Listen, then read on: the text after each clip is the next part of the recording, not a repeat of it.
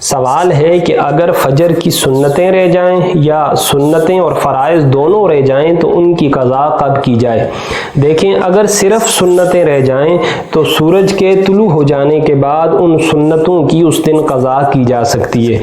اگر مکمل نماز ہی قضا ہو جائے، یعنی سنتیں بھی فجر کی رہ جائیں، فرائض بھی رہ جائیں، تو اس کی صورت یہ بنتی ہے کہ وہ زوال سے پہلے فرائض کی بھی اور سنتوں کی بھی قضا کر لے۔ لیکن اگر زوال سے پہلے وہ ان دونوں چیزوں کی قضا نہ کر سکا تو زوال کے بعد وہ صرف اور صرف فرائض کی ہی قضا کرے گا۔ دوسرا سوال یہ ہے کہ اگر فجر کی جماعت کھڑی ہو جائے تو پھر کیا سنتیں ادا کی جا سکتی ہیں؟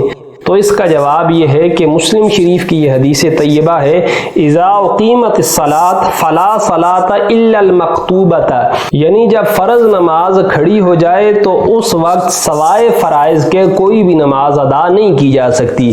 تو اس بندے کو چاہیے، اس کو معلوم ہے کہ میں فرائض کے ساتھ اور جماعت کے ساتھ شامل نہیں ہو سکوں گا، میری جماعت رہ جائے گی، تو پھر وہ اپنی جماعت کو اختیار کرے اور سورج کے طلوع ہو جانے کے بعد وہ اپنی جو سنتیں ہیں ان کی دوبارہ قضا کر لے۔